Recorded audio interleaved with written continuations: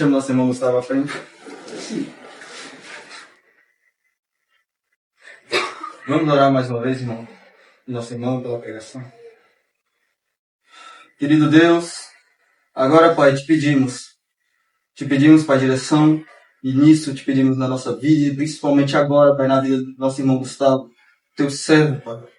Que ele venha, Pai, falar a tua palavra de forma vívida, da forma que ela foi escrita e da forma que ela foi citada, Pai. Que não ele venha falar coisas da sua mente.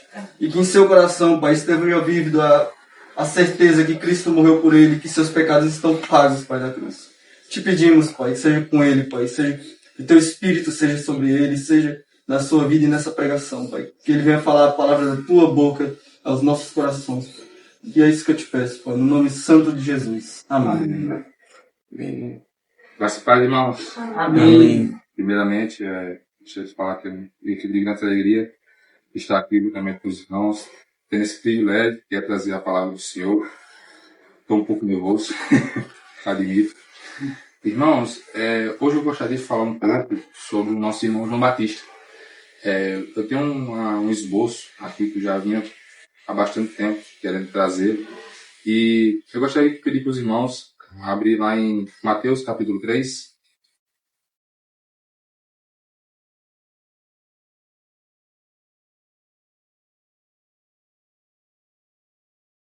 Mateus capítulo 3. Eu estou usando a versão ARC da Almeida, revisada e corrigida. Ela é um pouco diferente da NAA, porém, como essa Bíblia aqui é a que eu costumo para estudo, eu estou um pouco mais de familiaridade com a linguagem, eu vou utilizar ela. Amém, irmão? Mas dá para acompanhar. Só uma outra palavra que muda. Mateus capítulo 3. Eu vou ler do 1 até o versículo 12. E a gente vai dissertando. Tem alguns pontos que eu gostaria de aplicar e dissertar. Algumas colocações. Peço de manter a Bíblia aberta. A gente vai explorar alguns outros textos, além de Mateus capítulo 3. Tá bom? Vai nos falar o seguinte. E naqueles dias apareceu João Batista pregando no deserto da Judéia e dizendo: arrependei-vos, porque é chegado o reino de Deus. Porque este é o anunciado pelo profeta Isaías, que disse: vós do que clama no deserto, preparai o caminho do Senhor e endireitai as suas veredas. E este João tinha suas vestes de pelo de camelo e um cinto de couro em torno dos seus lombos, e alimentava-se de gafanhotos e de mel silvestre. Então ia ter com ele Jerusalém e toda a Judéia, e toda a província adjacente ao Jordão. E eram eles batizados por eles, eram batizados por ele no Rio Jordão, confessando os seus pecados.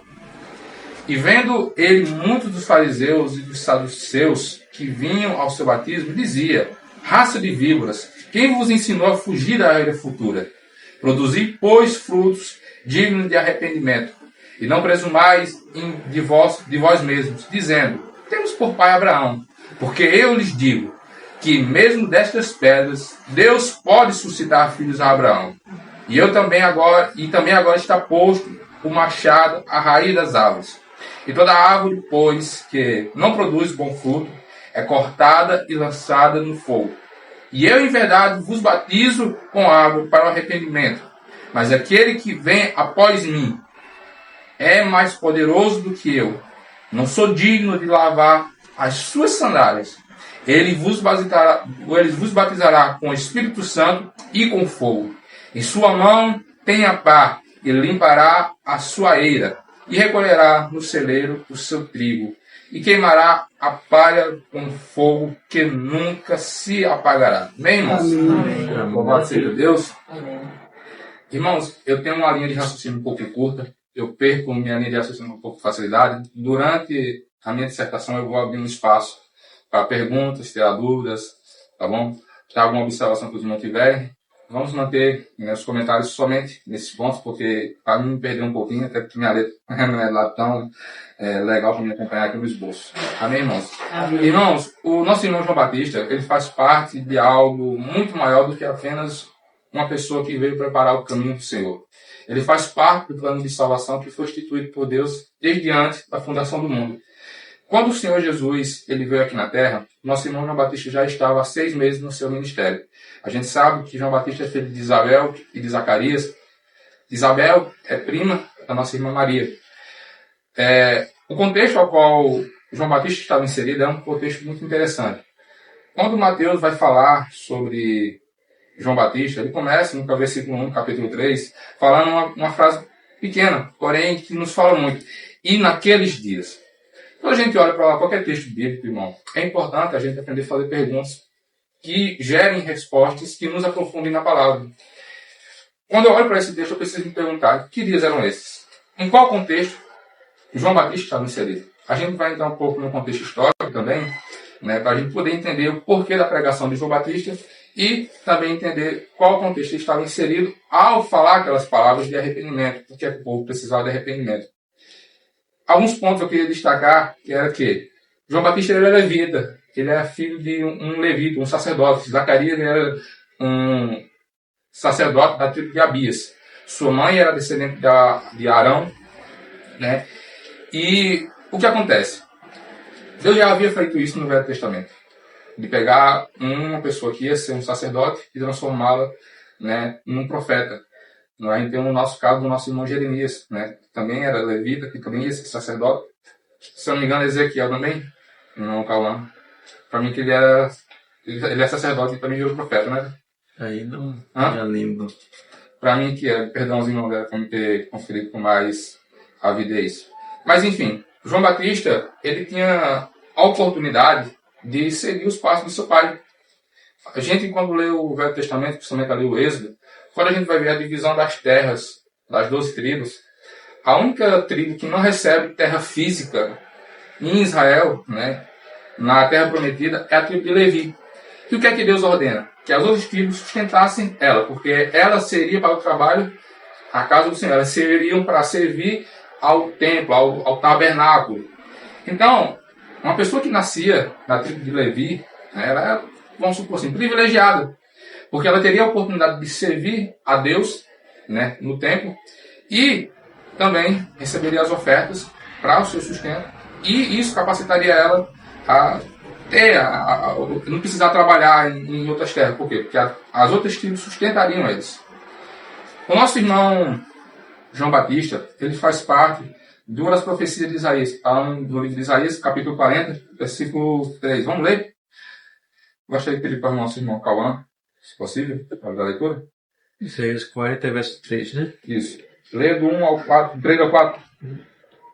Isaías 40, 3 e 4. Voz do que clama no deserto, preparai o caminho do Senhor, endireitai no ermo vereda a nosso Deus. Todo vale será aterrado e nivelados, todos os montes e outeiros.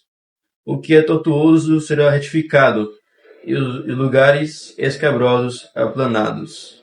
Irmãos, é muito interessante a gente ver como Isaías fala do nosso irmão João Batista. Por quê? A visão de Isaías, quando a gente olha para o contexto geral, não é simplesmente de um mensageiro, não é simplesmente de um profeta, é um arauto. O arauto, ele tinha um papel, naquela época, de ir à frente de um rei, preparar aquela cidade para receber o rei, endireitando o caminho a qual ele iria percorrer, seja a avenida principal daquela cidade, seja algum local a qual o rei iria parar para poder resolver alguma coisa. Ele tinha que deixar tudo organizado, não era para ter buracos na estrada, montes que dificultassem a passagem da carruagem ou do cortejo. E esse arauto também era responsável por embelezar aquela cidade, para que quando o rei chegasse, ele não se irasse porque a cidade estava desorganizada. João Batista tem esse mesmo papel. Quando a gente olha para a história dele, Lucas, ele começa relatando inclusive o nascimento, a profecia, quando Zacarias vai ao templo, né, e recebe o anjo primeiro do que o próprio Jesus. Ali em Lucas capítulo 1, versículo 20, se eu não me engano, acho que a gente vai passar lá também. Mas ele inicia seu ministério 6 meses antes do nosso Senhor Jesus Cristo. Inclusive, ele tem o privilégio de batizar o Deus vivo, né, o nosso Senhor Jesus. Ele até questiona, não, eu que deveria ser batizado por você. Jesus fala, não, é necessário fazer isso para que se cumpra a profecia. João Batista, ele começa o seu ministério à margem do Jordão, né, no deserto da Judéia. E é bastante importante, irmão, a gente reparar nesses locais a qual a Bíblia fala, para a gente poder ter uma noção. O Jordão, o deserto da Judeia, ali onde João Batista pregava e batizava as pessoas, ficava cerca de 20 a 30 quilômetros de Jerusalém. As outras demais localidades eram dias de viagem.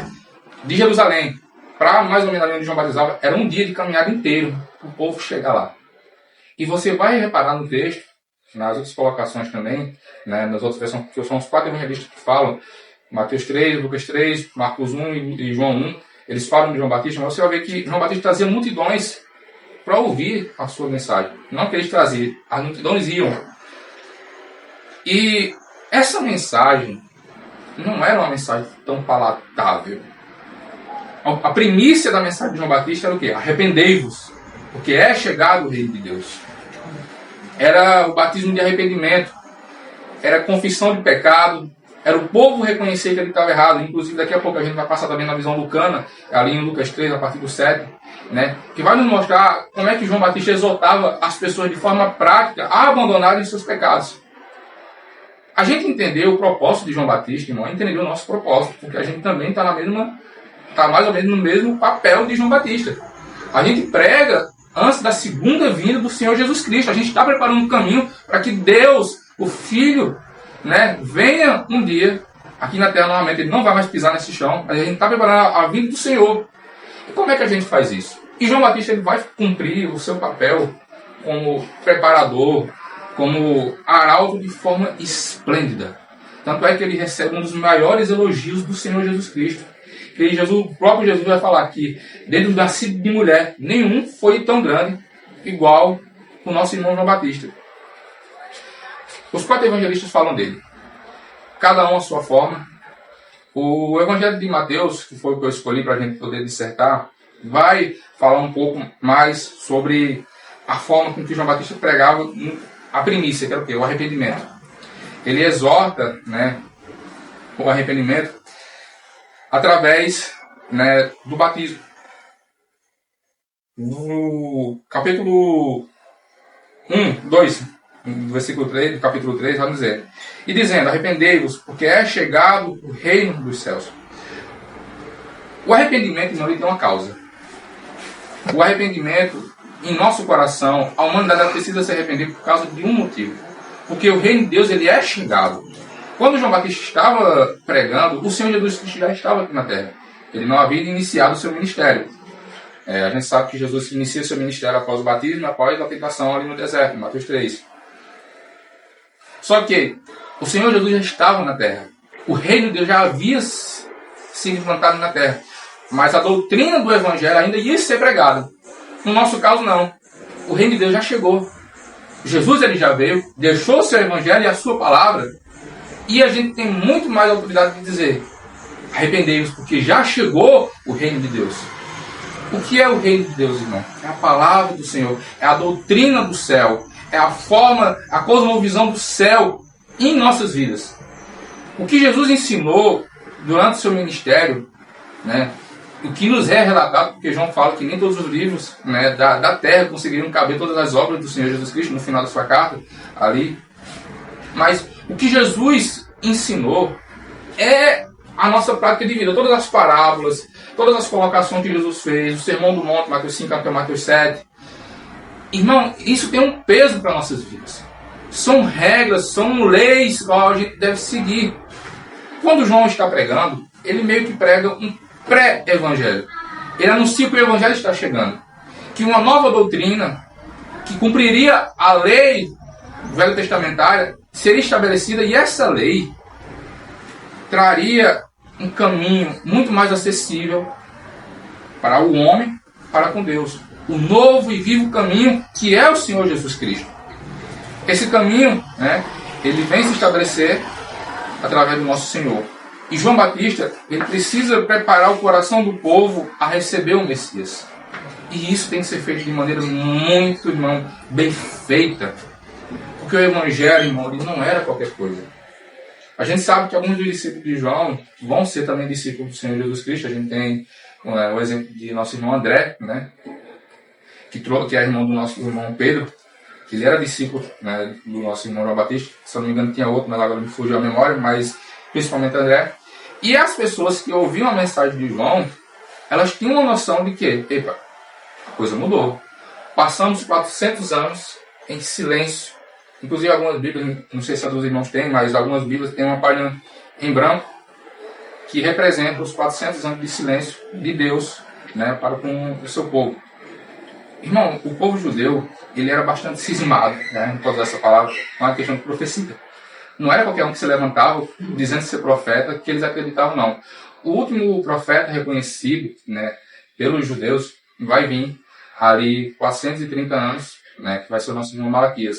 Ele vai profetizar no período do rei Xerxes, né, que era o rei persa, e Jerusalém já está reconstruída, né, mas ele foi o último, né, a profetizar, e os judeus reconheciam apenas ele como profeta, né. Claro, tem o Velho Testamento, mas depois dele não houve mais palavra do Senhor. João Batista, ele surge em um meio onde havia escassez de palavra do Senhor. Vamos falar um pouquinho também do contexto histórico. O que aconteceu naqueles dias? Para a gente poder entender o que aconteceu naqueles dias, e naqueles dias a qual o nosso irmão Mateus fala no capítulo 3, vamos voltar um pouquinho. Que dias eram esses? Eram dias pré-400 anos. O que aconteceu dentro desses 400 anos? Nossa. E a gente precisa reparar nesses detalhes históricos, porque eles nos falam como é que estava o coração do povo israelita.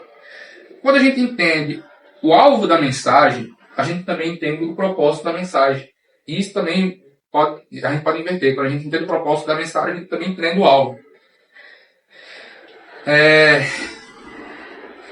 De 539 a 332, houve o domínio persa sobre a humanidade. A gente está falando de antes de Cristo. Né? Se lembra que a data, quanto maior a data, mais distante de Cristo, quanto menor a gente faz a regra química colocada. É que nem quando a gente está estudando matemática, a gente tem ali o plano cartesiano, tem o zero, aí começa 1, 2, 3. Quanto mais longe, né, da reta, maior o número.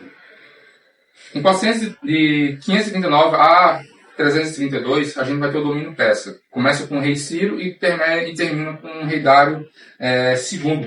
Né? Depois do período do domínio persa, a gente vai ter o domínio grego sobre a humanidade. O rei Alexandre o Grande, o conquistador, ele derrota Dário III e ele estabelece o que a gente chama de período helênico, se eu não me engano. Quando o Alexandre o Grande morre, o reino é dividido entre seus generais. Né? Acontecem algumas coisas interessantes nesse período. Né? A gente vai ter o domínio dos Ptolomeus, e esse domínio dos Ptolomeus, né, é tecnicamente pacífico. Dentro desse período, havia uma certa liberdade religiosa. A Septuaginta, que é a tradução da Bíblia, né, do grego, acontece nesse período. Né? Há uma certa passividade. O segundo domínio vai ser o domínio dos Seleucidas. Deixa eu só conferir o nome aqui.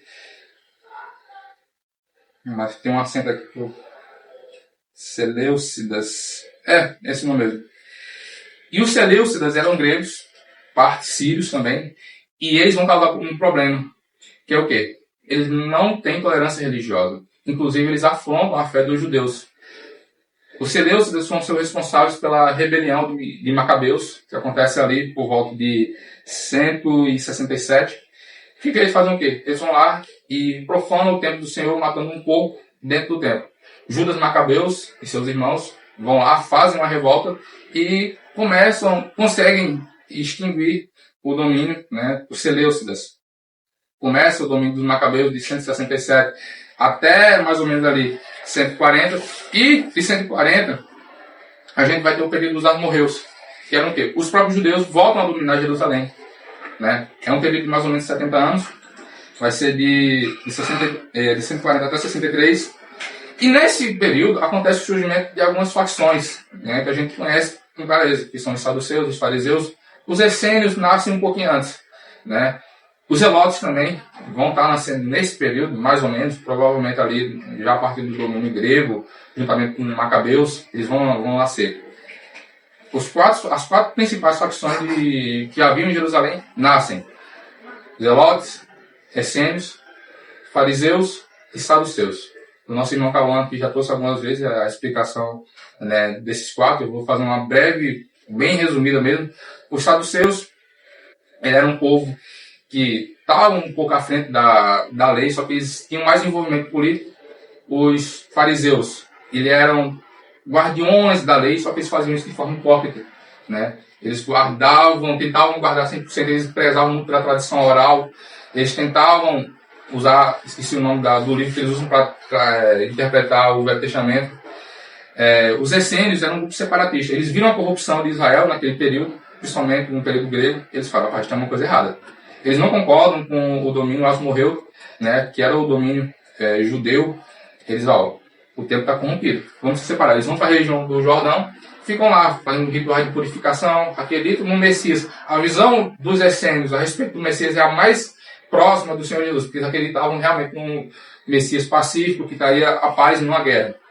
E os zelotes nascem provavelmente durante a época de Macabeus, e eles vão se rebeliar contra qualquer governo que oprimisse o povo de Jerusalém. Os zelotes eles vão perdurar do período de Macabeus até Roma. Inclusive em Roma é que os zelotes vão ter uma grande atuação, porque eles vão se rebelar muito contra o governo de Roma. Inclusive Roma usa a crucificação muitas das vezes para poder usar de exemplo para qualquer um que se rebelasse contra Roma. Isso se referia muito, né, aos zelotes. Fosse crucificado de maneira a maior tortura que existe naquela época, e se eu não me engano até hoje, se a gente for olhar os aspectos da crucificação, meu Deus, o homem é terrível, né, nessa questão de tortura. Era feito para que as pessoas não se rebelassem contra Roma. Depois do período de Amorreu, a gente tem Pompeu, né? Em 63, ele vai dominar ali Jerusalém, e aí começa o período romano que perdura até muito depois, até o apóstolo Paulo, o João. 476, se não me engano. 476, né? Depois que cai. Acho que é por aí, que cai o período. Então, a gente vê quase 500 anos, né, de domínio romano sobre a região, não só sobre Jerusalém, mas também eles tinham influência entre outras áreas. Obrigado, irmão Calão. Quando Pompeu ele chega em Jerusalém, ele começa um estilo de governo. O governo romano era muito organizado. Eles colocavam um governador, seja judeu ou quase judeu, nem vai ser o caso de Alexandre. Meu Deus, peraí, fugiu agora. O rei que reinava quando Jesus, Herodes o Grande, né? E esses reis eram meio que fantoches, eles faziam as leis, mas eles obedeciam diretamente a Roma. E boa parte desses governadores, eles eram maus. Herodes o Grande ele foi mau. Arquelau foi um dos filhos também de Herodes o Grande. Ele foi considerado um rei tenebroso. Inclusive, Roma teve que tirar ele para poder colocar Pôncio Pilato, porque ele estava fazendo atrocidades. Então, o cenário ao qual o João está inserido é esse. Como assim, Gustavo? A gente está vindo de um período longo sem a voz de Deus. Diversos povos estão tentando tomar posse de Jerusalém. Jerusalém não teve mais um rei, né, assim como o Salomão ou os outros reis do Velho Testamento. Havia uma certa estrutura religiosa. Os fariseus e saduceus meio que estabilizaram a religião. Algumas coisas boas vieram do exílio, muitas na verdade. O exílio ele serviu para que o povo também não se curvasse mais a nenhum Deus. Assim não vai ver mais idolatria entre o povo de Jerusalém no Novo Testamento. Inclusive era uma das grandes faltas. Se você for ver ali 1ª e 2ª Reis, uma das coisas que Deus mais batia contra o povo de Israel era a idolatria. E aí no Novo Testamento, eles não aceitam a adoração a nenhum outro Deus, inclusive a nenhum Deus verdadeiro, que foi o próprio Senhor Jesus. Eles pegaram essa questão da idolatria tão grande que até o Senhor Jesus Cristo eles conseguiram rejeitar. Eles foram muito extremos nessa parte aí. O templo está funcionando, havia sacrifício, havia ofertas. Os fariseus eram responsáveis por estarem ali diante do povo como se fosse uma figura de santidade. Eles colocavam a lei mosaica de uma forma. Na verdade, eles estavam aplicando realmente a lei como ela era. Que não era a lei que servia para salvar. Era uma forma que Deus mostrou para o homem que ele não conseguiria cumprir totalmente, né? A graça ela vem para isso, porque é uma forma acessível ao homem de ser salvo. A gente não consegue ser salvo pela lei, Mas o judeu ele procurava tentar seguir os 613 mandamentos, os 10 mandamentos, né? A Taná, toda a questão judaica. Os fariseus, eles meio eram que o exemplo perfeito. Só que eles faziam isso de forma hipócrita e não cumpriam 100% a lei. É muito importante a gente reparar que Jesus aponta que os fariseus faziam isso de forma hipócrita. Porque eles mandavam o povo fazer uma coisa e eles não cumpriam aquilo mesmo que eles estavam fazendo. Quando João Batista chega, o cenário é esse. Politicamente terrível, religiosamente corrompido. O povo estava sob aflição, porque havia aflição romana sobre o povo. E não havia nada que trouxesse um arrependimento verdadeiro ao povo. Eles estavam pensando que estava tudo bem. A corrupção moral do povo estava grande. E essa corrupção, irmão, ela pega em pontos que são do dia a dia. E João vai abordar isso, a gente vai ver na visão do Lucas Nechat. Eu vou tentar correr um pouquinho para não passar muito do horário, mas, irmão, é importante a gente reparar que João Batista não está inserido num contexto tão fácil de falar sobre arrependimento, não. Porque todo mundo está precisando, até os próprios fariseus, os que eram considerados santos, estão na lista de quem precisava se arrepender.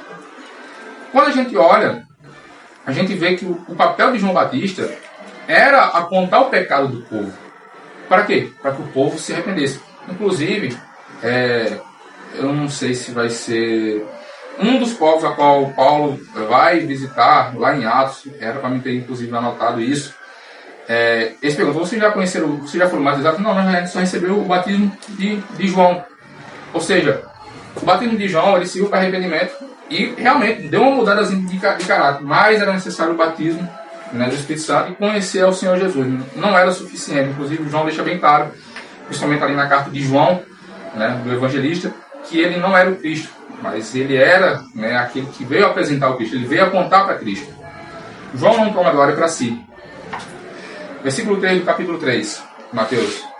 Porque este é anunciado pelo profeta Isaías, que disse: voz do que clama no deserto, preparai o caminho do Senhor e endireitai a sua vereda. João está fazendo essa preparação do caminho do Senhor, apontando o pecado do povo e fazendo com que o povo venha se arrepender. Não existe, irmão, nenhuma pessoa que se chega até a Cristo sem arrependimento. O arrependimento é a base do Evangelho. Não existe nenhuma pessoa que consiga se achegar até Deus sem ser através do arrependimento. Para a gente poder falar sobre salvação, para a gente poder falar sobre Jesus, a base é o arrependimento. Você tem que se arrepender do que você está fazendo. E você precisa ter consciência do que você está fazendo é errado. E João apontou isso. E este João tinha suas vestes de pelo de camelo e um cinto de couro em torno de seus lombos. E alimentava-se de gafanhotos e de mel silvestre. Irmão, Mateus e Marcos vão apontar esse detalhe. E é importante. Não é à toa que no livro de João, no relato de João, os fariseus e os saduceus chegam até João e perguntam: quem é tu? Tu é um profeta? Você é Elias? E isso não é perguntado só uma vez, não. Viu? Algumas vezes as pessoas perguntam se ele é Elias. Por quê? Aí a gente pergunta: gente, cara, mas por que as pessoas estavam perguntando se ele é Elias? É só por causa da roupa? Malaquias, capítulo 5, versículo... Malaquias 4, versículo 5. Lê aí, irmão, tá, por favor. Lê do 5 ao 6.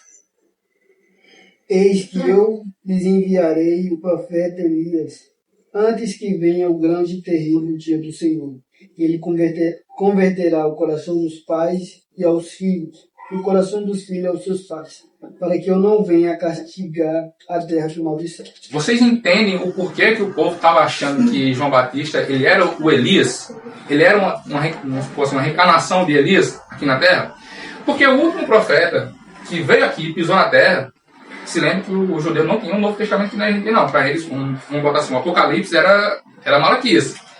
A última palavra que eles ouviram do profeta Malaquias foi que, antes, no dia do Senhor, no dia do juízo do Senhor, ele enviaria o Elias. Aí, de repente, chega um camarada, pregando no deserto, falando sobre arrependimento, convertendo as pessoas, se vestia parecido com Elias.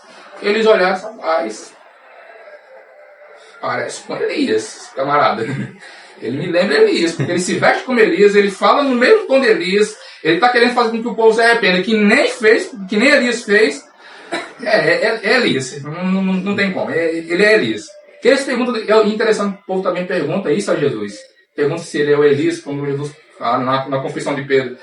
Jesus pergunta: quem é que o povo diz que o Filho do Homem é? Tu é um profeta, alguns dizem que você é o Elias, alguns dizem que é Jeremias. Então, o povo, qualquer pessoa que chegasse pregando um arrependimento, uma mudança de caráter, as pessoas vão, rapaz, tem uma profecia lá em Malaquias que fala que no dia do Senhor ele enviaria o profeta Elias à frente. A gente sabe que o contexto do que Malaquias vai falar não é referente a João Batista. João Batista não é uma reencarnação de Elias. A gente sabe que isso tem a ver com Apocalipse, as profecias que estão lá, né? Mas o povo assemelhou. Rapaz, lá no Velho Testamento, Deus falou que Elias viria. Então, a veste de João entregava, né, uma característica que era do profeta Elias. As vestes de couro dele, a alimentação, poderia ter vários motivos. João Batista, ele vivia no deserto, roupas de couro eram um pouco mais acessíveis, porque ele poderia caçar e ter. Mel silvestre e gafanhotos. Irmão, que nojento. Não, mas cientificamente dá para um ser humano absorver todos os nutrientes, por incrível que pareça, comendo só esse tipo de coisa. João, ele foi para o deserto não como forma de ter luxo, não.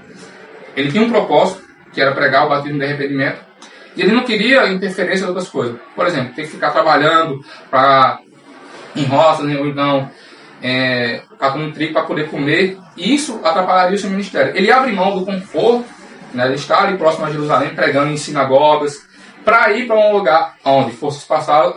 Lembre-se que o deserto da Judéia, ao qual a gente está se referindo aqui, ele não era um deserto 100% de areia, não. Era um lugar pedregoso, ele não era somente de areia, não. Então, para as pessoas ficarem lá, havia alguns poços de água, o Rio Jordão não ficava tão distante. Era um lugar apropriado para ter multidões, sabe?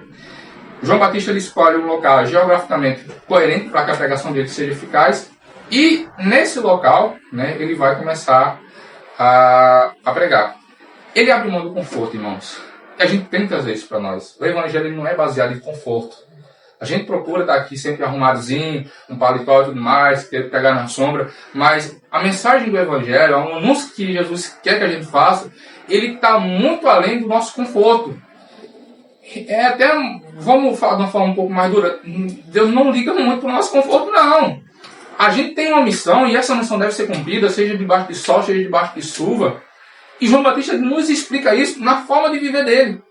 Vocês entendem que ele era para estar com traje sacerdotal, todo bonitinho, servindo ao templo, oferecendo sacrifícios. E ele foi para o deserto, literalmente para o deserto, sabe? Versículo 5. Então ia ter com ele Jerusalém e toda a Judéia e toda a província adjacente ao Jordão. As pessoas, irmão, eu já falei isso no dia que a gente estava evangelizando e eu reforço. Irmão, quando a gente está falando sobre arrependimento, quando a gente está falando sobre pecado, vai comigo, irmão. O povo está interessado em escutar. Há uma sede, irmão. A própria palavra vai dizer, se não me engano, lá em Romanos, que a criatura está em ardente expectação, à espera da manifestação do Filho de Deus. O mundo, irmão, está esperando que nós saiamos ali e diga, você está no bar, você está fazendo algo que está depravando a sua vida, e isso vai contra a lei de Deus. A embriaguez é pecado. Se arrependa do que você está fazendo. A prostituição é pecado. Mentir é pecado. Não pensem que, claro que isso não vai ser bem recebido, as pessoas estão com vontade de ouvir. Se você vai tomar uma pedrada depois disso, aí já é outra história. Mas as pessoas, irmão, estão sedentas de ouvir. Irmão, as pessoas sabem que elas estão fazendo errado? Na teoria, sim. Na prática, nem é sempre na teoria. Porque a Bíblia vai dizer que o Deus desse século cegou o entendimento das pessoas porque não vissem a manifestação da luz de Deus. Vocês já repararam por que os ímpios conseguem fazer coisas horríveis? Pecar, beber, se drogar, trair, tudo. E a consciência dele não nos acusa, que nem acusa a gente. Ou é só comigo? Quando a gente pensa em cometer um pecado, os Espírito Santo, sai daí, sai. A consciência pesa, a gente pode até pecar. Cadê a paz? Ossos doem, que não o próprio Davi falou, que meus ossos doíam enquanto eu não confessei do meu pecado. Isso é o quê? Entrou em nós uma verdade, o Espírito Santo ele age de tal maneira em nossa consciência que a gente não tem mais a capacidade de pecar com a consciência limpa. O mundo tem. E eles precisam da convicção de que o que estão fazendo é errado. A gente passou lá, eu, a irmã Dágila, o irmão Leandro e David. A gente foi entrar lá num bar. Irmão, na hora que a gente foi lá, eu me senti muito bem recebido, irmão. Não sei se a irmã Dágila também teve essa impressão. Eles estavam jogando sinuca, o pessoal tudo de cara fechada. Opa, bom dia. A gente pode na palavra do Senhor? Não, todo mundo pode jogar sinuca. O dono do bar foi lá, desligou o som, todo mundo. Oi? Cadê as pedradas? Cadê o pessoal? Ah, aqui, crente. Não, eles pararam para escutar. E eles sabiam o teor da nossa mensagem. O nosso irmão Leão começou a falar, terminou com uma oração, e fomos, irmão. Então, a criatura está em ardente expectação, esperando a manifestação dos filhos de Deus, irmão. A Judéia, as províncias de Jacena do Jordão, Mateus está falando isso, para falar o quê? Muita gente estava indo para lá, ouvia João Batista. E quando a palavra, irmão, do Senhor, ela é pregada de forma alinhada, irmão, na verdade não precisa a gente nem fazer convite para a pessoa vir para a igreja. Elas vêm, porque elas sabem, ali eu vou ser confrontado pelo meu pecado. Ei, ali eu tenho certeza que se eu for, eu vou ouvir uma palavra de repreensão, eu vou ter uma mudança de vida. Ou você acha que as pessoas têm vir para a igreja, irmão, querendo ouvir que Jesus ama elas? Isso não tem mudança nenhuma, irmão. Claro que reconhecer o amor de Deus é importante. 1 João 3,1. Vê que quando anda amor, deixa concedido do Pai, precisa chamar filho de Deus. Mas antes da gente reconhecer o amor de Deus, a gente precisa reconhecer que a gente é pecador e precisa dele. O mundo tem essa noção, muito mais do que a gente, inclusive. A gente precisa pregar, irmão, de forma que o povo chega aqui na igreja e diz, rapaz, ou vocês acham que, irmão, tem hora que o pecado ele cansa. Eu já vi colegas meus falando que tem um colega que tem um problema de ser infiel. E ele já falou assim, pô, Gustavo, eu tenho dificuldade com isso, não. E ele tem uma esposa, não, com todo respeito, bonita. E o pecado que ele comete é um negócio meio duvidoso. E ele disse, não, eu preciso largar essa vida, eu preciso mudar. E a gente traga um versículo mais, ele me escuta. Mas o mundo, ele sabe que o que eles estão fazendo é errado. Eles querem, de certa forma, se libertar. E o que é que consegue libertar o homem do pecado? Quem é que conversa o homem do pecado do dia da justiça? É o Espírito? Sim. E onde é que está o Espírito Santo? Junto com o povo de Deus. Claro que ele pode agir de ir no coração do pecador e lá, que nem fez com Paulo, se apresentar em forma de uso. Mas, irmão, Deus deixou a palavra dele para ser pregada para nós. Aí a gente prega. E o pessoal se arrepende e se converte a Jesus. Esse é o plano simples. E eram por ele batizados no Rio Jordão, confessando os seus pecados. Versículo 7. E vendo ele muitos dos fariseus e saduceus que vinham ao seu batismo, dizia-lhes, raça de víboras, quem vos ensinou a fugir da ira futura? Tanto João Batista quanto Jesus teve problema com os fariseus e saduceus. Por quê? Hipocrisia. Religião vã era um problema a qual todos, não só Jesus, não só João Batista, os discípulos também tiveram problema com essa galera. Irmão, quando a gente está evangelizando na R4, eu comentei com a irmandade, irmão, as piores pessoas que a gente vai evangelizar são aquelas que acham que são cristãs.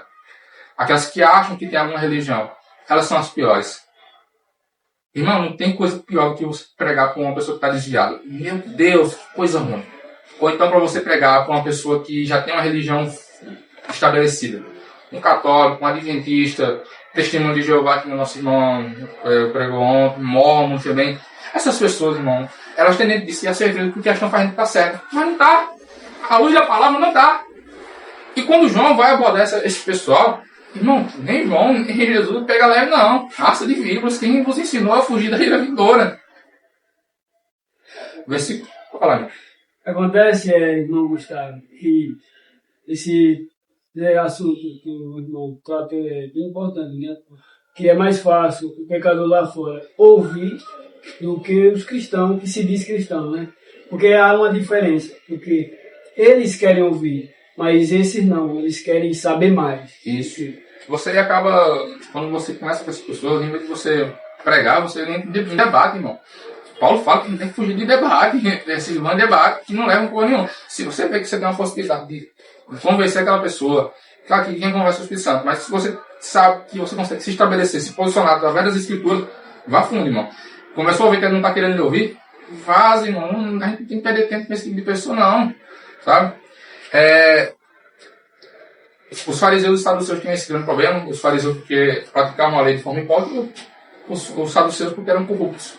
Eles, qualquer galera que chegasse para governar, seja romano, seja grego, eles estavam lá tentando fazer o intermédio. Não, a gente é do povo, a gente veio aqui tentar, vamos tentar estabelecer uma certa união. E aí eles se corrompiam. Tanto é que na época de João Batista, eles tinham Anás e Caifás como sacerdote. Não, isso era muito errado, porque um era genro do outro. Né? Mas era dois, né? Isso, não existia dois sumos sacerdotes, não. sabe? Primeira coisa, o sumo sacerdote devia ser passado de pai para filho. Não de genro para sogro, não. De sogro para genro, não. E era só um. Existiam sacerdotes que faziam a parte sacrificial, mas o sumo sacerdote era só um. Tá bom? Então, e tinha que ser da descendência de Arão, tinha que cumprir uma série de requisitos. As genealogias estão aí para poder autenticar quem é que poderia ser. Anás e Caifás eram totalmente errados. João ataca esse tipo de pessoa. E aqui a gente vai chegar num dos principais pontos. Eu prometo não me estender muito. Eu já estou um pouco próximo do horário. Produzir, versículo 8. Produzir pros frutos de arrependimento. Irmão, isso aqui é tão importante, irmãos. Eu queria ter me aprofundado ainda mais nesse detalhe. A gente poderia pregar, irmão, somente em cima desse versículo. Porque produzir fruto de arrependimento, irmão, é o essencial. Não basta eu só me arrepender, irmão. Não basta eu só me batizar e dizer que me arrepende. Irmão, se arrepender, todo mundo se arrepende, irmão. Mas se não produz fruto, não adianta. O provérbio vai falar que aquele que confessa e deixa, alcança a misericórdia. Tem que confessar, se arrepender, mas deixar. O fruto de arrependimento, irmão, é a demonstração física que o seu arrependimento aconteceu. Eu me arrependo do pecado da mentira. Como é que eu demonstro isso? Não, mas no meu coração, eu estou sendo sincero, eu me arrependo. Eu acredito em você. Mas você falou de mentir? Não se arrependeu não. Arrependeu não. Irmão, tem um pecado de estimação meu que eu me arrependo muito de ter cometido. Mas parou? Aí a gente começa a querer relativizar. Não, mas tem outras questões, que é isso e aquilo. Não. A Bíblia não trata o pecado de uma forma leve, não. Pecou, se arrependa e deixe, abandone. E ponto final. Tá bom? Vamos lá para Lucas. Lucas, capítulo 3. Eu não queria deixar de falar sobre a visão lucana. Eu acho ela muito interessante. Lucas, ele aborda no trecho da pregação de João Batista, né? Fala de João Batista, que eu acho muito importante a gente ter noção. E ler também. Amém. Lucas 3, versículo 10. Nossa irmã Daga falou. Lê do 10 até o 14, por favor. Então as multidões perguntaram a João: o que é que devemos fazer? Ele respondeu: quem tiver 2 túnicas, reparta com quem não tem. E quem tiver comida, faça o mesmo. Também alguns publicanos chegaram para ser batizados e perguntaram a João: mestre, o que devemos fazer? Ele respondeu: não cobrem mais do que o estipulado. Também soldados lhe perguntaram: e nós, o que devemos fazer? E ele lhe disse: não sejam prepotentes, não façam denúncias falsas e contentem-se com o salário que vocês recebem. Irmão, vocês conseguem enxergar aqui a maneira primária do arrependimento? Quando você prega a mensagem de arrependimento, as pessoas perguntam para você: irmão Cauã, eu gostei da mensagem do Senhor aí sobre arrependimento. O que é que eu devo fazer? O irmão Cauã vai fazer uma análise de mim. O que é que tu trabalha? Eu sou irrigador. Lá na sua roça, dê o melhor de si. Não coloque válvulas erradas, não roube o seu padrão, não desperdice adubo. Não, eu sou estudante. Na escola, não dê mau testemunho, não peque. Lá, não fale palavrões na escola, não se junte com amizade para fofocar. É o prático, irmão. João, ele pregava aspectos práticos do dia a dia. Quem tiver túnica, a questão também da generosidade. Não, tudo isso não faz parte da conversão de um cristão. E a gente não pode fugir disso. Porque faz parte da nossa vida como um todo. Quem tem 2 túnicas, reparta com o que não tiver. Quem tem alimentos, faça o mesmo. E chegar também os publicanos para serem batizados. E disseram: mestre, o que devemos fazer? E ele lhes disse: não pensai mais do que vos é nada. Não roube. É interessante que se você for comparar esses aspectos aqui que João Batista está falando, a gente pode comparar com os 10 mandamentos. É seguir aquilo. É o arroz com feijão básico. É pegar os 10 mandamentos e cumprir eles. Não, claro, todos os mandamentos, mas faça o básico. Não peque. Não, o que eu devo fazer? Eu vi uma pregação que me estimula ao arrependimento. Pode pecar. Não, e a gente sabe que é muito mais complicado do que só falar. Tem mais uma questão. Não, mas a luta é Deus. Peça ajuda do Espírito Santo, irmão. E outra coisa, irmão, a gente também tem que reparar um negócio. Como é que está a nossa vida com Deus? A gente está realmente se dedicando a Deus de verdade, para a gente estar lutando com o pecado. Porque às vezes a gente está lutando com o pecado há muito tempo, mas a nossa vida de oração é 15 minutos. Nossa leitura de Bíblia é um versículo por dia, um capítulo. Meu irmão, você vai ver ali John Wesley, os nomes de 7 horas, 8 horas de oração. Horas e horas trancado num quarto, lendo um texto. Ver Lutero, teve que ser uma vez, teve que arrombar a porta porque estava estudando um texto. Então, essas pessoas, irmão, elas não faziam isso para se amostrar. É porque elas sabiam que elas eram pecadoras. E que elas não poderiam passar muito tempo sem estar em comunhão com Deus. Irmão, é um dos propósitos da oração, mas que eu não gosto muito de levar em conta, porque tem mais outros principais. Mas um também dos propósitos da oração, principalmente dela estendida, você passar horas e horas orando, é fugir do pecado, irmão. O dia só tem 24 horas. Se você passa 8 horas trabalhando, vai passar mais 4 horas ali, arrumando algumas coisas da sua casa. Aí chega em casa, que tem cozinha livre ali que você tem, antes de você dormir, vai orar, vai ler a Bíblia. Irmão, raramente você vai achar tempo para pecar. Envolva a sua vida nas coisas de Deus e o pecado ele não vai achar brecha. E ainda assim, quando ele entrar, você vai ter força para resistir. E mesmo que você vai cair, você, na pior das hipóteses, vai cometer ele uma vez, mas você vai ter força para não cometer ele novamente. Não é normal, irmão, a gente continuar fazendo aquilo que a gente fazia no passado. Hoje, não. Somos lavados e remidos pelo sangue de Cristo. Vamos caminhar mais um pouquinho? Versículo 9, de Mateus 3.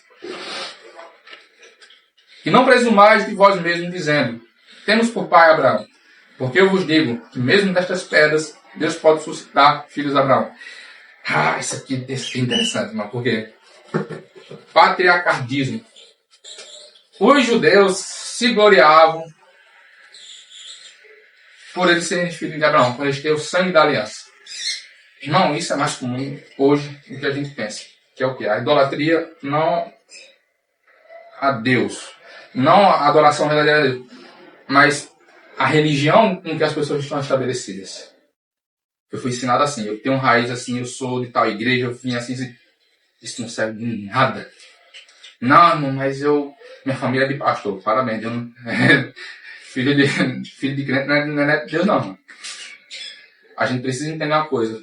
Para que a gente venha a ser reconhecido por Deus, não adianta dizer, não, mas tem aqui algum judeu entre nós. Por algum motivo veio aqui para o Brasil e está aqui por nós. Não, mas eu tenho o sangue de Abraão. Se você não se arrepender dos seus pecados, aceitar o Senhor Jesus Cristo como Salvador, você vai para o mesmo inferno que o capeta vai. Acabou. Não existe. A linhagem sanguínea que Deus estabeleceu no Velho Testamento, ela simplesmente para separar um povo. Sabe? Nada mais. Deus ele queria organizar para que o povo dele fosse organizado. Eu estava até comentando com a Irmandade esses dias. A gente fez um resumozinho sobre Êxodo. Quando Deus estabelece a aliança com Abraão, ele separa um povo para ele ter um povo. Porque se ele saísse catando um pouquinho ali dos amorreus, tal povo, ia dar uma bagunça tão grande, mas que imagina quantos relatos iam precisar ter para a gente poder ter conhecimento dessas coisas. Então, Deus ele separa o povo judeu da descendência de Abraão, simplesmente para poder aquilo de organização. Mas isso não dá nenhum aval. Eles fazem o que quiser, não. Da mesma forma somos nós.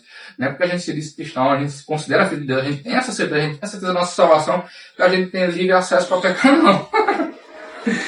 E o João não pega leve, não. Eu acho muito legal essa analogia que ele faz. Porque eu vos digo que mesmo dessas pedras, Deus pode suscitar filhos de Abraão.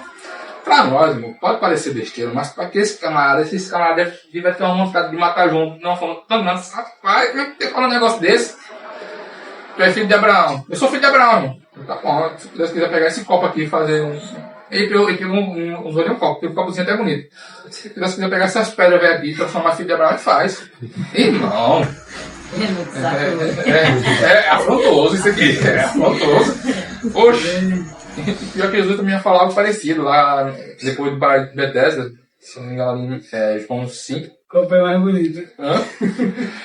O copo é mais legal. Então, existe patriarcalismo. Não importa de qual igreja você vem, não importa de quem você é filho, não importa se você se considera inclusive de Deus. Tem que obedecer. Tem que ter arrependimento. Tem que buscar a Deus da forma correta. porque senão não vale nada. Versículo 11. E é verdade, eu vos batizo com água para arrependimento, mas aquele que vem após mim é mais poderoso do que eu. Não sou digno de lavar a sua sandália. Ele vos batizará com o Espírito Santo e com fogo. Aqui a gente entra num tema complicado. Vocês sabem, né? Porque esse batismo com fogo, por alguns é interpretado como uma espécie de unção e outros é interpretado como a condenação. Eu fico com a condenação. Eu também. Eu fico com a condenação. Inclusive, Inclusive, com a É bem salvação. especificamente. olha, é expert, né? Bonitinho, né? Você não é Efésios 2, mas tá cheio de graça, né? Melhor, né, cara? Mas vamos lá. Irmãos, Hernandes Dias, ele defende, né, a ideia, né, do Espírito Santo ser aqui o batismo com fogo ser uma espécie de unção. E Augusto Nicodemos defende, eu estou usando isso porque são mais conhecidos, defendem a ideia que aqui é a condenação. Por que é que eu creio? Eu vou expor minha opinião. A gente não pode bater o martelo porque os dois lados têm seus pontos, mas primeiro, o contexto ao qual Mateus e os outros evangelistas também vão dar, que é o quê?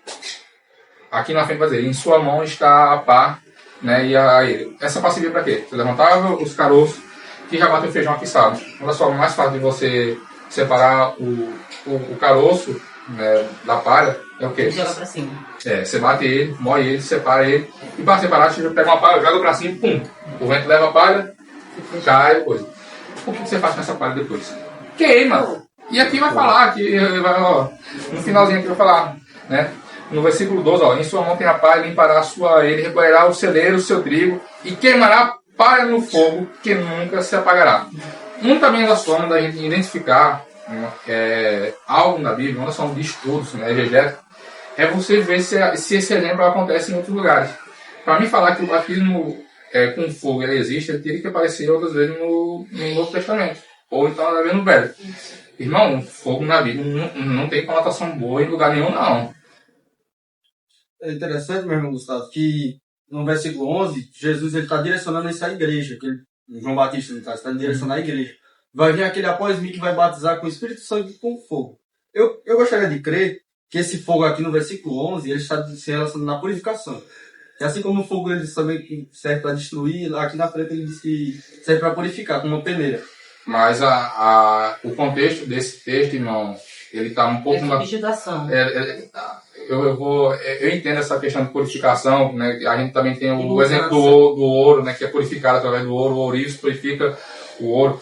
Só que na Bíblia, principalmente no Novo Testamento, fogo como purificação não aparece. Você vai ver no Velho Testamento, ali em 1 Reis 19, né? Deus é vindo realmente como fogo, mas para consumir aquelas pedras. No Novo Testamento também tem a parábola do rico e do Lázaro. Lembra quando o rico está lá no Hades, né? Ele vai a Abraão, manda que Lázaro venha lá e molhe a ponta do dedo com água e molhe minha garganta. Se ele estava com sede, ele estava num lugar quente, existia fogo. Apocalipse vai ver também conotações como fogo, né, para o final, né, onde o Satanás e seu demônio vão ser lançados, o lago de fogo. Então a gente não tem... Ezequiel também, fogo devorador. Isso, não tem uma conotação de fogo como purificador. Deve ter um... Peraí, eu tô Provérbios, se eu não me engano. Provérbios, se eu não me engano, tem. Que Deus coloca os minérios na fornalha para poder... nessa questão de purificação. Mas, principalmente aqui...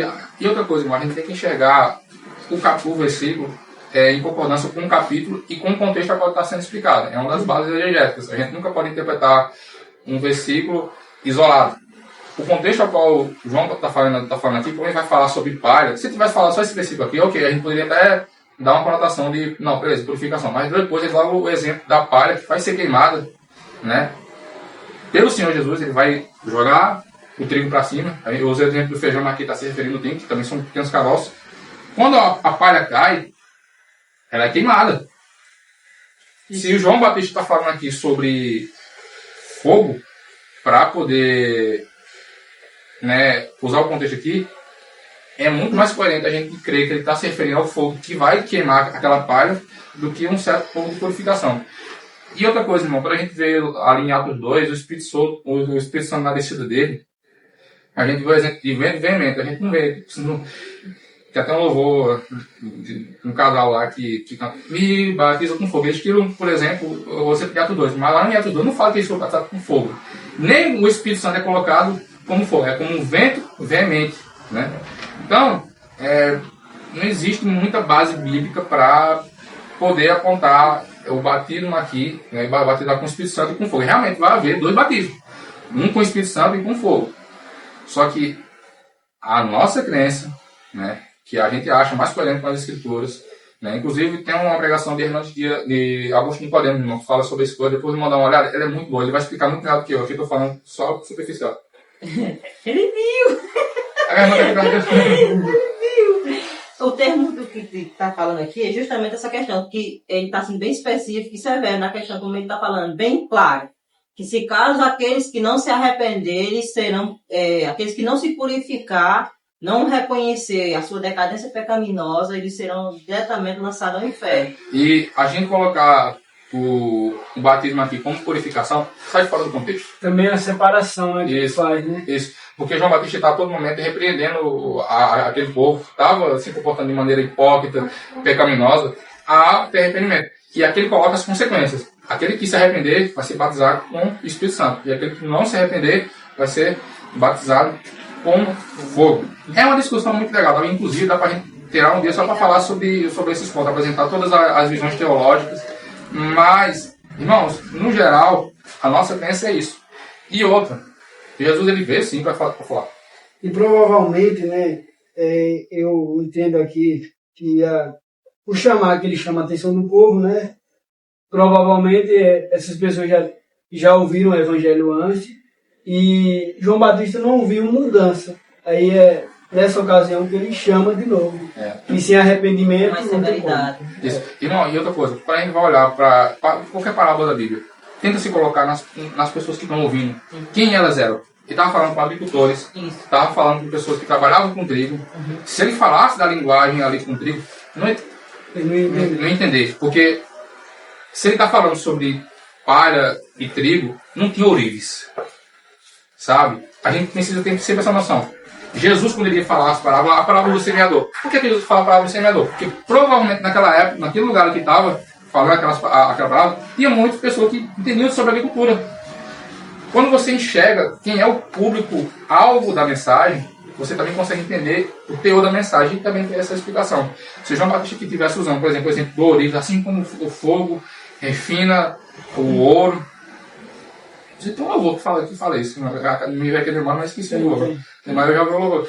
Assim como o fogo refina o ouro. Obra em completa aí. Mas se ele estivesse falando sobre ourives aqui, estivesse usando o exemplo de um ourives, assim como o fogo refina o ouro, assim Deus também vai batizar vocês com o Espírito Santo e com o fogo. Aí sim a gente poderia trazer o contexto de purificação. Ele usa o exemplo agrícola da palha que vai ser queimada. Provavelmente naquela região ali que ele estava pregando, em agricultores. Se ele fosse falar, não, naquela época, diferente de hoje, por exemplo, eu sou irrigador, mas eu sei mexer com reta escavadeira, eu mexo com um bocado de coisa. Naquela época não, você tinha uma profissão, você ficava com aquela profissão e só, você se especializava naquilo. Você falar com um agricultor sobre coisas de ourives, raramente ele iria entender. Né? Ou um ferreiro falar sobre coisa de agricultura, ele poderia ter uma noção básica, mas como assim purificar? Só um ourives entender essa linguagem, porque ela é técnica, né? Porque você teria que explicar para aquela pessoa, gente, peraí, como é que o fogo ele purificou? Como é que o fogo ele limpa? Aí o ourives, ele deu essa explicação. Ó, quando você esquenta o ouro como ele é um metal puro, ele vai colocar a sujeira de lado, vai expelir a sujeira e elas ficam ali no cadinho de forma naturalizada. Aí tem a questão também da forja, porque naquela época não tinha os meios que a gente tem hoje de esquentar, era uma forja manual. Então, raramente, isso também que me traz uma certeza a mais, que é aqui a condenação. Por quê?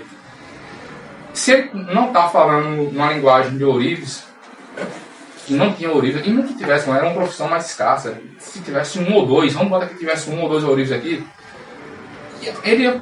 se ele pregar para a multidão, irmão, não, quando você vai pregar para a multidão, você tem que falar de uma forma que a maioria entenda. Você não pode trazer um exemplo que só um ou dois vão entender, porque senão sua mensagem fica vã. Então, João Batista, Na Israel tinha a sua barra da agricultura com pão. Ruth, lembra? Era o nosso irmão Calonta. Então, a maioria do pessoal lá sabia mexer com duas coisas. Primeiro, o pastorear, que é a agropecuária, né, que era uma das áreas que reinava, e a agricultura, principalmente na cultura do trigo e da uva. Né? Também tinha as oliveiras, que era para fazer o azeite. Isso predominava muito. Quando ele pregava com a multidão, ele tinha que falar numa linguagem que a multidão entendesse. Jesus vai dar aula sobre isso, porque, meu Deus, Jesus é incrível. E é isso, irmão. Vamos terminar no versículo 12. Passei 2 minutos aqui. Em sua mão trabalha e limpará a sua eira, e recolherá o celeiro seu trigo, e queimará a palha com fogo, que nunca se apagará. Irmão, existia perto de Jerusalém, eu vou tentar me lembrar o nome, Vale de Hermon, que era um local tipo um lixão de Israel, onde a Hermon ou Hebron, acho que é Hermon mesmo, não? É Hermon. Ou é Vale de Gimon, será? Gimon é alguma coisa assim, alguma coisa termina com on. E esse vale era tipo um lixão. O povo lá ia jogar seus dejetos, e lá também o pessoal jogava cadáveres, sabe? E, irmão, o volume de uma cidade do tamanho de Israel era muito grande. As pessoas ficavam jogando lixo lá. E qual é a forma de você se livrar do mau cheiro? Queimando. As pessoas tacavam fogo. Irmão, aquele fogo parecia que nunca se apagava. Por quê? Porque toda vez que ia se apagar, as pessoas iam lá e jogavam mais lixo. Então, esse fogo que nunca se apaga também pode ser uma referência a esse Vale de Hermon. Na Bíblia, o termo inferno vai ser mais aprofundado pelo nosso Senhor Jesus Cristo. Ele vai falar com um pouco mais profundidade. João, lá também em Apocalipse, vai dar alguns indícios, mas principalmente o Senhor Jesus. Quando João ele cita esse fogo que nunca se apagará, é como se ele estivesse dizendo assim, mais ou menos assim, ó, vocês vão ser palha, Deus vai tacar fogo em vocês, e toda palha vai ficar jogando ali, e isso nunca vai acabar, porque ele estava reconhecendo que na terra existiam muitos pecadores. Isso também pode ser uma referência ao inferno, diretamente ao inferno. O termo Hades já era conhecido no Antigo Testamento, por mais que os testemunhos de Jeová e os adventistas falem que isso não ocorria. O pessoal do Antigo Testamento, por mais que não seja muito falado, até porque não era um tema tão agradável de se falar, eles tinham sim consciência do inferno, de uma vida pós-morte. Aí chegou os saduceus que tinham essa visão, que não acreditavam na vida após a morte, nem na ressurreição. Né? Inclusive essa doutrina de não acreditar em vida após morte, nem em ressurreição, é uma doutrina dos saduceus. Eles não acreditavam, na verdade eles não acreditavam em nada sobrenatural da Bíblia. Eles enxergavam a Torá como palavra de Deus, mas eles enxergavam esses exemplos como fictícios, então apenas como exemplo. Irmãos, o que João Batista ele deixa para nós é o papel de sempre estarmos centrados na palavra de Deus e pregarmos o evangelho dele com autoridade, com firmeza, trazendo as pessoas ao arrependimento. Porque, irmão, não adianta nada Jesus chegar no coração de uma pessoa se ela não se arrependeu. Ele vai fazer o que ali? Casa suja? Não serve, irmão. E é nosso papel levar as vassouras para esses lugares. Não, quando a gente prega o evangelho da forma coerente, a perseguição vem. Sabe por quê? Porque a gente está confrontando o pecado das pessoas, irmão. E me fala qual foi o último evangelho que você fez com uma pessoa gritou com você. É raro, irmão. Às vezes você pode ter um ou outro que vai ter resistência, mas são pessoas que têm personalidade forte. No geral, é para as pessoas ouro, que nem o nosso irmão. Tá? Nosso irmão Samuel trouxe na primeira palavra, na palavra da abertura. Uns para nós somos o aroma de Cristo. Uns para a salvação, outros para a condenação.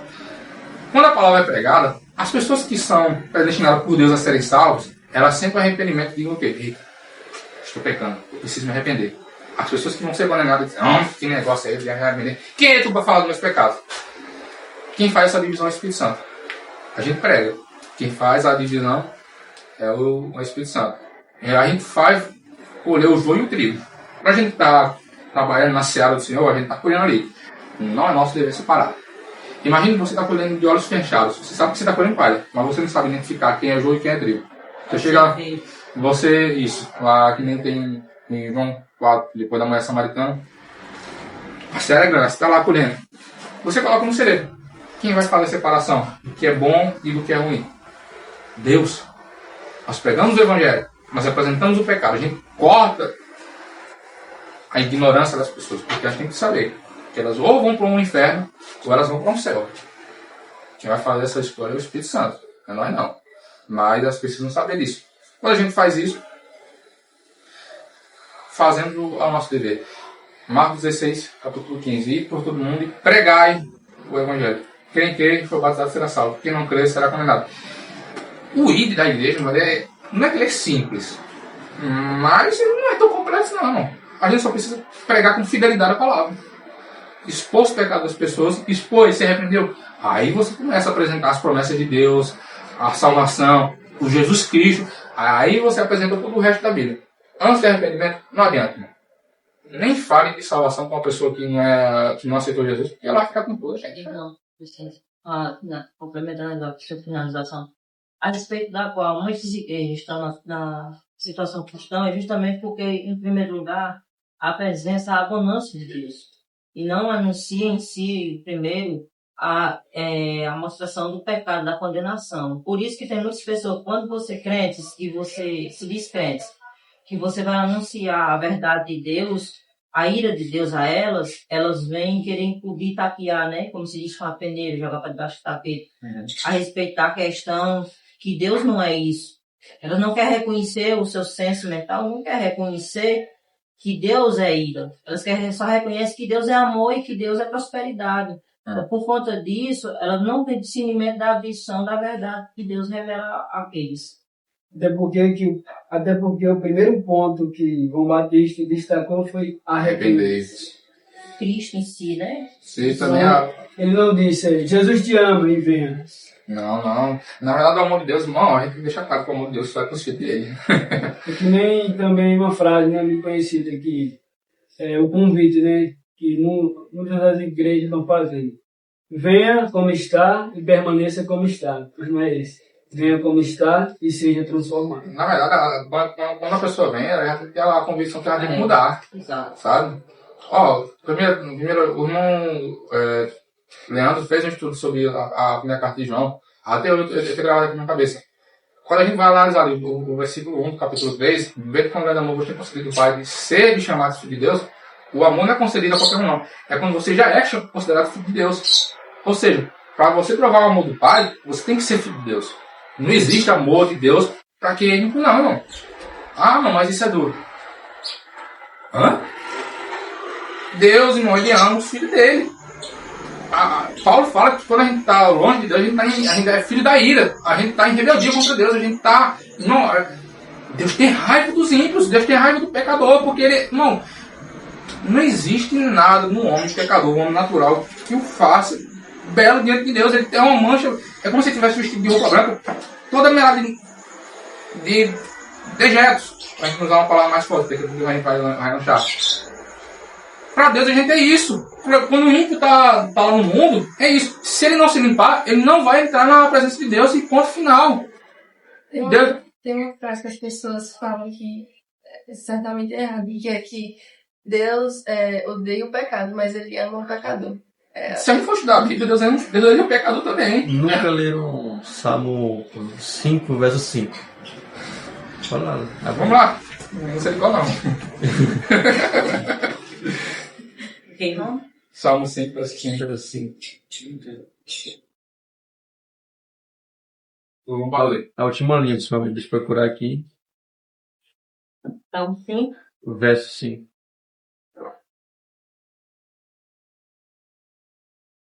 Amém, irmãos? Amém. Os arrogantes não permanecerão na tua presença. Agora aqui vem a parte. Aborreces a todos os que praticam a iniquidade. Todos. A todos. Aborreces a todos. Na teoria, irmão, na prática mesmo, se a gente for olhar das escrituras, Deus abomina o pecado e abomina o pecado também. Você quer receber o amor de Deus, quer receber as promessas de Deus? Aceite o Senhor Jesus, primeiramente, como seu suficiente Salvador, se arrependa dos seus pecados e vive uma vida conforme a palavra de Deus. Parabéns, nisso você vai ter todo o amor de Deus dedicado a você. Antes disso, não, irmão, não existe nada. Irmãos, eu vou encerrar aqui, amém? Vamos orar? Agradecendo por essa palavra. Meu Deus, meu Pai, peço perdão, meu Pai, se nesta manhã, Pai, eu falei algo, Pai, que não é pegador. Me ajuda, Pai, a melhorar, Pai, nos estudos, na Tua Palavra. Perdão, Pai, se algo da minha boca, Pai, veio do meu coração e não daquilo ao qual o Senhor colocou lá, Pai. Abençoe meus irmãos, Pai. Se algo do que eu vejo, Pai, saiu da minha boca, Pai, que isso possa ser um semente, Pai, que venha gerar fruto, Pai, a todos que estão aqui. Agradeço, Pai, pela atenção de todos, Pai, que aqui, juntamente, Pai, comigo, Pai, hoje, Pai, nós te adoramos, Pai, nós te exaltamos, Pai. Essa é a nossa oferta, Pai, esse é o nosso culto racional ao Senhor, Senhor. Obrigado, Pai, por essa palavra. Deus, se for a tua presença, se for a tua permissão, usa-me mais vezes, Pai. Não só a mim, mas todos os meus irmãos que aqui estão, Pai. E que eu sei, Pai, que o Senhor, Pai, um dia vai usá-los, Pai. E já está usando, Pai, para a tua honra e a tua glória, no nome de Jesus. Amém. Amém.